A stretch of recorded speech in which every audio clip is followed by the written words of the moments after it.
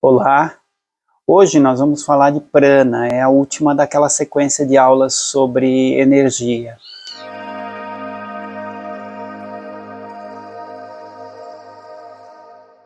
Espero que você esteja gostando, espero que você esteja acompanhando todo esse processo, que já esteja mais familiarizado com as energias. Se você está gostando, dá um like ali, curte, se inscreve no canal, multiplica esse trabalho e obrigado mais uma vez. Nós vamos falar hoje sobre prana, que é a energia da vida, a energia que dá origem à vida, e para isso nós vamos buscar referência em vários lugares, mas principalmente nós vamos pegar o início de tudo. Eu tenho aqui uma versão da Bíblia. Nós vamos começar com o primeiro livro da Bíblia, o início de tudo, capítulo 1, o Gênesis. No princípio, Deus criou os céus e a terra. A terra estava sem forma e vazia, e havia trevas sobre a face do abismo. E o Espírito de Deus se movia sobre a face das águas. Deus disse: haja luz. E houve luz. Deus viu que a luz era boa e fez a separação entre a luz e as trevas. Deus chamou dia a luz e noite as trevas. E houve tarde e manhã, o primeiro dia. Deus disse: haja um firmamento no meio das águas e haja separação entre águas e águas. Deus fez o firmamento e separou as águas que estavam debaixo do firmamento das águas que estavam por cima do firmamento. E foi assim. Deus chamou o céu ao firmamento, e houve tarde e houve manhã, o segundo dia, e assim por diante.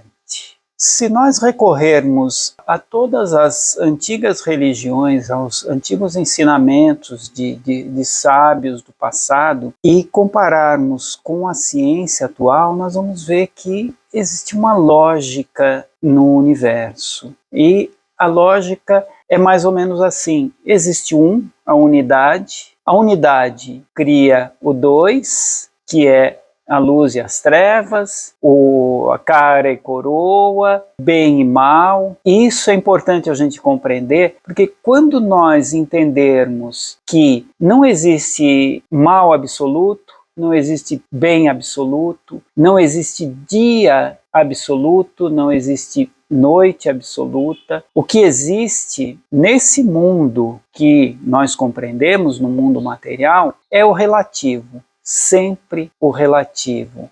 Ou seja, aquela história antiga, né, dos antigos filmes, que agora não tem mais, ou dos antigos contos, em que existia um herói ou um personagem que era 100% bom, ou o outro que era 100% mal, que era completamente vilão, e outro que era completamente mocinho. Nós já vimos que isso não existe. Você, eu, nós somos essa realidade, essa situação complexa, parte bons, parte ruins, parte deuses, parte demônios. E nisso consiste o mundo material, o mundo objetivo, ou seja, o dois, a dualidade. Da dualidade nasce a diversidade, ou seja, separa-se o firmamento, separam-se as águas. Isso tudo é no sentido figurado, né? Nós estamos ainda num momento em que não existe água de verdade, né? Nós estamos no momento da formação do universo.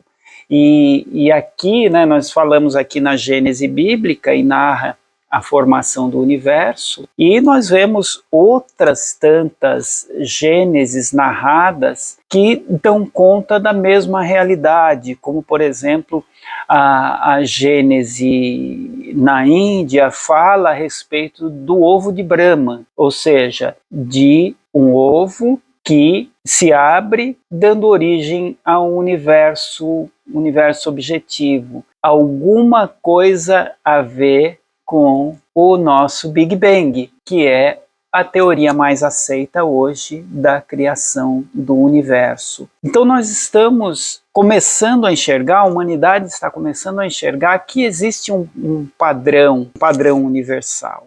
A esse padrão que nós damos o nome de universo, ou pelo menos o universo que nós concebemos, porque tem astrônomos, tem filósofos, físicos que já acreditam que possa haver outros universos que contemplem uma outra realidade diferente da nossa, que é esse universo circular. O que nós olhamos hoje, o que os astrônomos olham hoje, que eles consideram como sendo o universo em que nós estamos inseridos, eles sempre tem, né, as galáxias, enfim, elas são sempre espiral, elas são sempre ovais, elas gravitam em círculo exatamente como o nosso sistema solar ou como o nosso átomo, um núcleo com os elétrons gravitando em torno do núcleo. Então, existe um padrão. Fantástico isso, né? A gente perceber que existe um padrão. Nós somos partes desse padrão. Disso advém a ideia de universo. E eu gostaria de citar um filósofo, teólogo, que eu admiro muito, né? Que é o Huberto Roden. E em alguns livros dele, ele classifica a ideia de universo, muito sabiamente, assim, como sendo a dualidade, o uno e o verso. Então, isso gera um universo. O uno, que é o criador de tudo, a essência de tudo, e o verso, ou seja, a manifestação dessa força, a manifestação dessa inteligência suprema em um mundo que para nós é objetivo. Para nós, volto a dizer, para nós que somos matéria, que é objetivo, até considerando que nós não conseguimos conceber nada que não seja isso que nós vemos. Essa realidade de universo, eu espero sinceramente não estar sendo filosófico demais, científico demais falando isso, mas é só para introduzir o assunto, para a gente ter um entendimento maior do assunto. Mas enfim, nós podemos ver no mundo nosso essa realidade acontecendo o tempo todo. A gente vê, por exemplo, que um arco-íris. Um arco-íris é resultado do quê?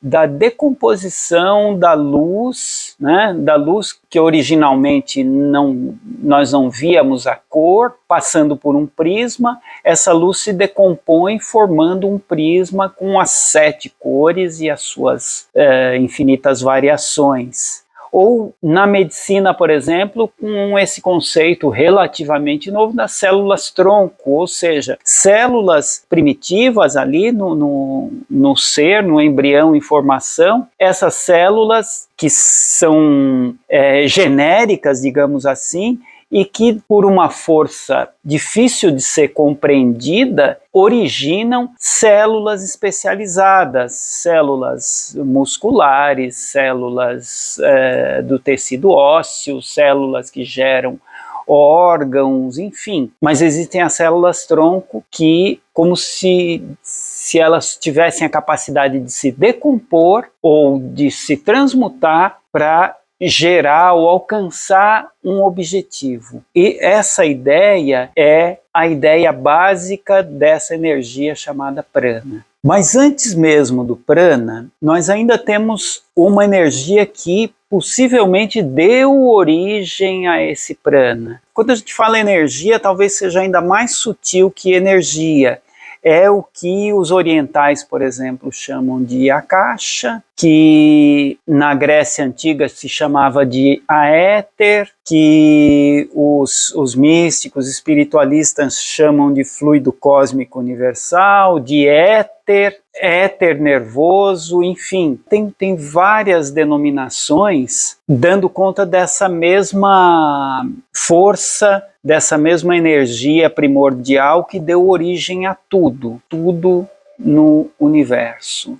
Essa energia primordial, então, ela é que se decompõe para formar tudo que a gente imagina, galáxias, buracos negros, enfim, todo esse balé cósmico que a gente consegue observar, toda essa beleza fantástica que nos faz nos sentirmos uma partícula insignificante. Mas, por outro lado, né, essa partícula insignificante é uma partícula de Deus. É o fantástico da questão, né? Você tem o micro e o macro, né? Tudo na mesma realidade. É muito profundo isso. Quando nós falamos de vida orgânica, de vida física, esse fluido cósmico, esse éter, esse akasha, ele se transforma, né? Ele se deriva para prana. Prana é o sopro vital, é a energia vital. Esse mesmo prana, ele pode ser chamado, ele tem outros nomes, né?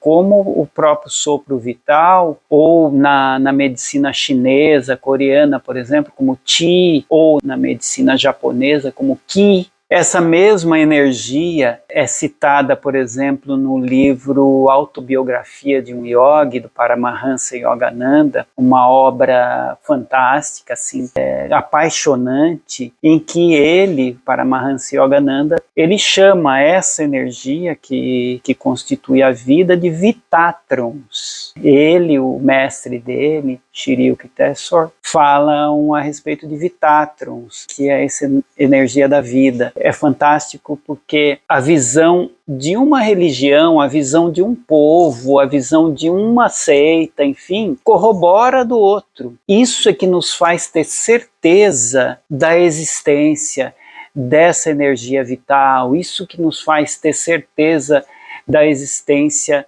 desses conceitos mais profundos, desses conceitos mais místicos. Volto a dizer, pensem nisso, a importância da corroboração. A maior parte das religiões tenta negar as outras religiões, tenta se contrapor às outras religiões. Tipo dizer, eu estou certo, aquela religião está errada, eu estou certo, aquele livro sagrado é falso. E a gente percebe que o que dá sustentação para uma visão, principalmente nesse campo mais sutil, que é muito difícil de ser medido, de ser comparado cientificamente, o que corrobora, o que dá sustentabilidade é exatamente a visão de um povo que nunca teve contato com esse povo e que está lá. É a mesma visão, pode mudar os nomes, alguma nomenclatura, algum detalhe, mas está lá a mesma visão. Então, o que corrobora, o que fecha esse diagnóstico, né, é exatamente isso. A visão igual de um povo, de outro. Assim sendo, nós temos essa ideia de uma energia criadora em todos os segmentos de religião, de livros sagrados.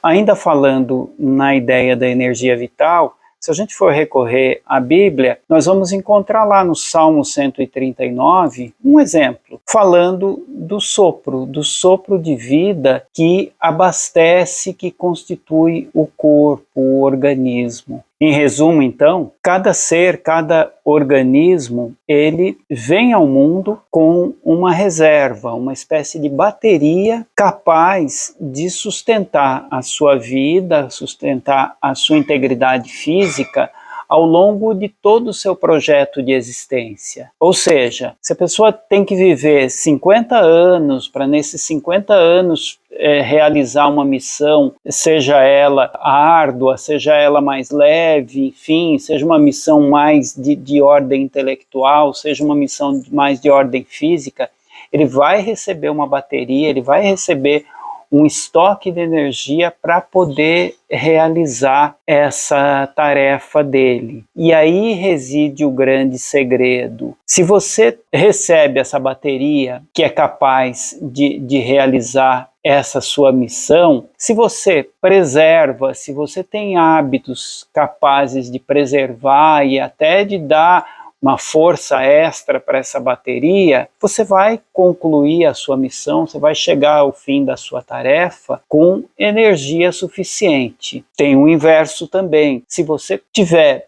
péssimos hábitos de vida que fazem por corroer, por exaurir essa sua bateria, você vai chegar num determinado momento da sua existência, quando começa aquela curva descendente, que o seu corpo já não obedece mais, que o seu corpo já não tem mais aquela força toda, essa bateria já está te faltando. Tudo aquilo que você perdeu, tudo aquilo que você negligenciou em alguns momentos da sua vida por maus hábitos e até por problemas emocionais diversos, essa energia vai te fazer falta. Essa carga de bateria que você perdeu inutilmente no passado, ela vai te fazer falta. Esse é um conceito importante. Por isso nós falamos repetidas vezes na questão de bons hábitos. Bons hábitos, eles envolvem uma sabedoria, realmente uma sabedoria.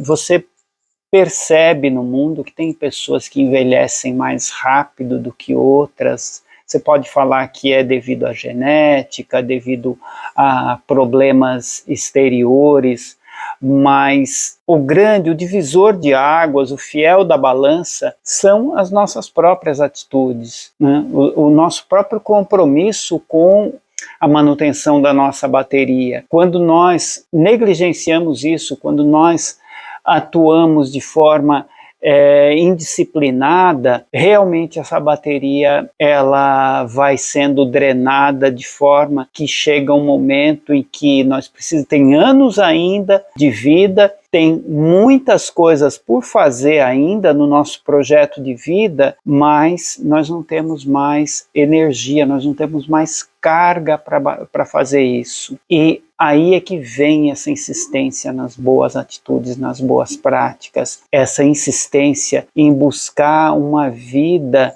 que seja saudável em todos os sentidos, saudável fisicamente, emocionalmente, saudável espiritualmente. Nós queremos dizer principalmente que nós temos uma contribuição a dar com o mundo que nos acolhe, com o nosso planeta, com a nossa comunidade, o nosso país, enfim, nós temos um dever, nós temos um compromisso, nós temos uma tarefa, e essa tarefa nós recebemos todos os recursos para desenvolvê-la a contento. Recebemos sim, porém nós nos distraímos ao longo da execução da nossa tarefa e isso compromete muito a nossa vida, inclusive espiritualmente, depois da passagem. Tem uma passagem da vida de Jesus, né, que está relatado no Evangelho de Mateus, capítulo 21, que fala a respeito da figueira seca.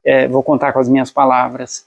Jesus tinha fome, passava por uma figueira e ele olhou em busca dos frutos da figueira, né, em busca de figos. E olhando para a figueira, ele viu que a figueira só tinha folhas, não tinha frutos. E nesse momento ele amaldiçoou a figueira, né? Entre aspas, tá? Isso é sentido figurado, né? A gente nem imagina Jesus amaldiçoando uma planta ou uma pessoa, né? Mas enfim, conta lá nessa passagem de Mateus que ele amaldiçoou a figueira. E aí no dia seguinte que ele passou com os discípulos lá, a figueira estava completamente seca, as folhas ressequidas, a árvore estava completamente morta, completamente ressequida. E essa é uma comparação de nós, pessoas, nós, enquanto instrumentos desse trabalho maior, né? Nós somos também figueiras, nós somos também árvores nesse jardim do Senhor, nesse jardim do mundo. Nós temos capacidade para dar frutos, nós temos frutos para dar, nós recebemos os insumos, recebemos a energia para dar esses frutos, mas nos distraímos, exatamente no tempo de frutificar, nos distraímos e deixamos os frutos de lado. E o que acontece conosco? Nós ressecamos. E não é por maldição jogada por Jesus ou por quem quer que seja. É exatamente porque nós contrariamos a nossa própria natureza, o nosso próprio destino, o nosso próprio Dharma. Nesse momento, nós nos sentimos fora da realidade, nós nos sentimos secos, estéreis. Por isso, é muito importante não sermos negligentes com as nossas responsabilidades perante o mundo, e as nossas responsabilidades perante o mundo começam com as nossas responsabilidades perante nós mesmos, para que nós não nos distraiamos com as coisas do mundo e acabamos perdendo a nossa energia em coisas que não valem a pena. Muita coisa não vale a pena e nós acabamos queimando a nossa bateria com coisas que não valem a pena. Fica um alerta muito importante nesse momento da vida. Temos essa energia vital, temos esse poder, somos dotados de todos os instrumentos, recursos, incentivos para sermos figueiras que produzem bons figos. Porém, se nós negligenciarmos, se nós nos distrairmos na construção da nossa jornada, nós vamos ser figueiras secas, nós vamos perder até mesmo as nossas folhas. Essa reflexão é muito importante nesse momento.